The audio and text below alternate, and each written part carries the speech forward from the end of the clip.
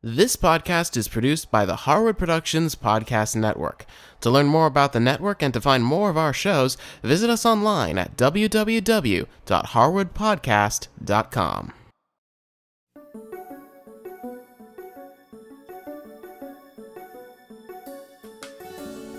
Hello, I'm Helene Woods, and this is Let's Quilt, episode number 10.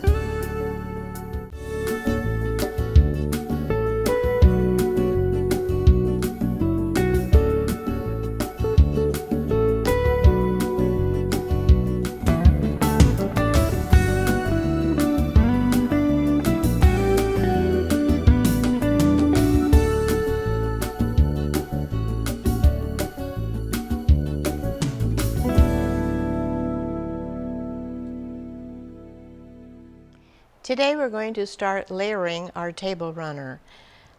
And before you do that though, I would like you to take a minute and make yourself a sandwich that you're going to be needing when we start stitching. And with the sandwich we're going to need your backing, your batting, and your top pieces. Before we start layering our table runner, let's take a moment and we're going to take a 1/8 of an inch seam around the edges. This will help stabilize our top. Notice that I have about 2 inches of extra of the batting and that makes us backing. That gives us a little bit of space when we're sewing for shrinkage. As we start the layering process with our table runner, I'd like to show you a new product that I have found and has been very successful in the layering process. And this is called 505 Spray and Fix. And we're going to use this instead of using pins. One of the first things they talk about on their directions is work on a protected surface. So with that, I've taken an old piece of fabric and I've laid it down, and so then when we spray it, our cutting table doesn't get the spray on it. I have my backing down, and we always put it so the right side is down. I have my batting here. I'm going to give it a quick spray. And then I just bring this over. There. And you just smooth it out. So we get 1/2 of it done at the first time, and then that is really good. And just keep smoothing out, and it'll adhere very, very well to your backing. Now I can go ahead and spray the top of my table runner too the same way.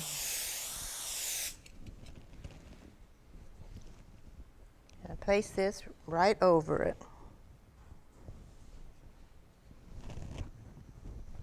There again, we want to make it nice and smooth. Now I'm going to prepare the other half. Now I'm going to spray the top of this batting for the top.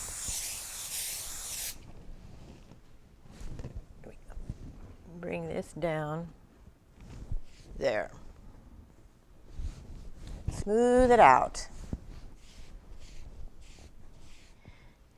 You can see here how well this holds together. It's much faster and much easier than pinning. For the center of our table runner, I'm going to show you how to do some diagonal quilting. The first thing I would like for you to do is to get your tape measure out and measure the center of your table runner piece. Now mine comes to 38.5 inches long.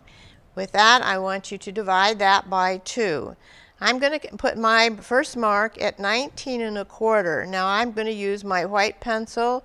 You can use a pen, whatever is convenient for you.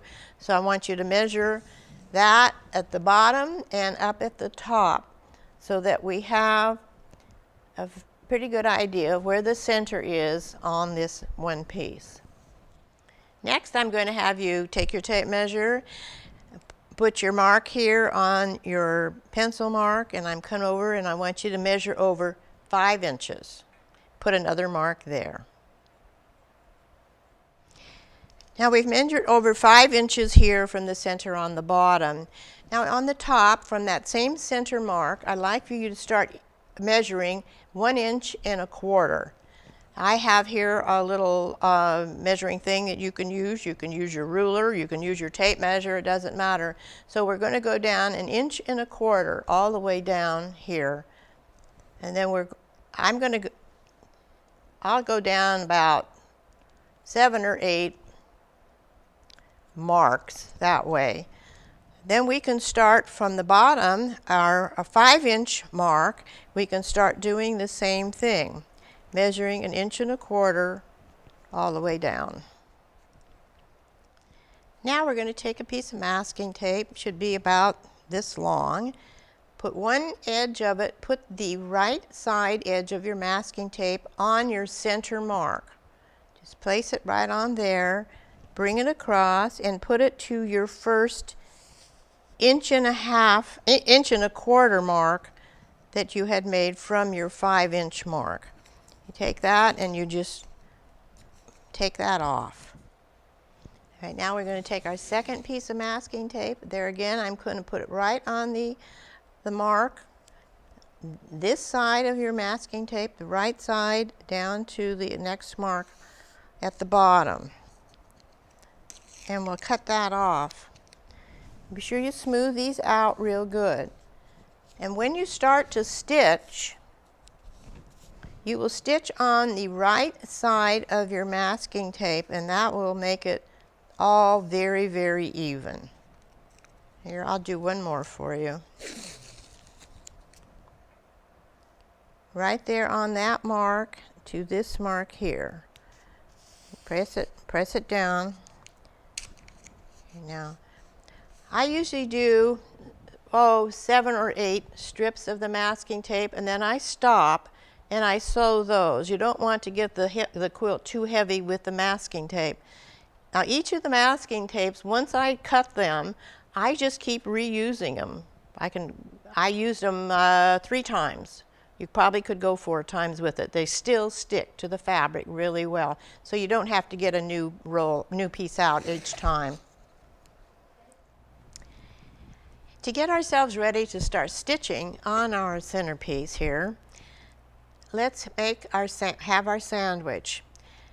And we want to check the color of our bobbin. Now I'm going to use the yellow.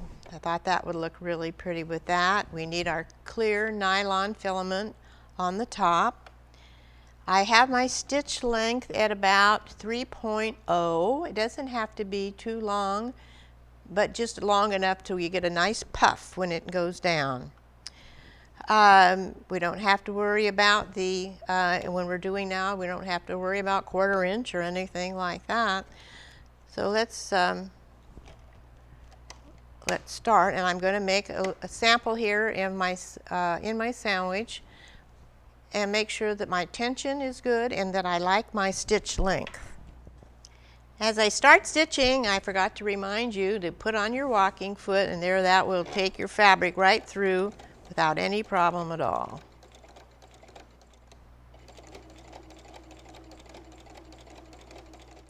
Let's take a look and see how the stitches are doing, and they look very well, so I think we're set to start stitching on our center here. Whenever you start to quilt, you always work from the center out. And so here we're quite a ways away from the needle and the sewing machine, so I'm going to show you a trick which you can do. You just take your pieces here and you just roll them, kind of like a little cigar. Roll this up till you get to about where you want to be. And you can take that out, bring it in,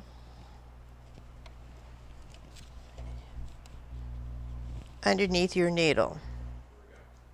Before you start stitching, remember to bring your bobbin thread up and be sure they're off to the side. Now I'm going to suggest to you that you stitch about 2 stitches forward and then take 1 stitch backward, and that way that'll secure your thread just a little bit.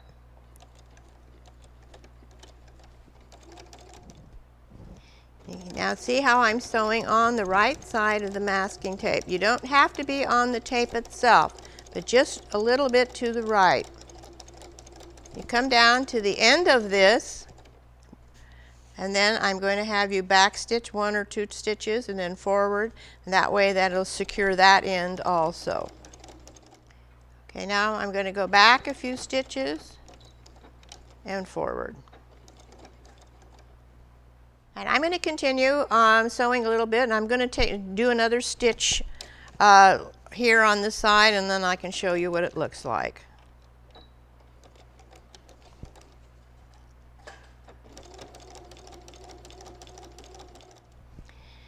I've removed some of the masking tape, and here you can see our stitching. We're going right along on the diagonal. I've got 2 lines already done. I'm just going to continue stitching these other 4 pieces of masking tape. Continue sewing your diagonals on this half. Go on down this side.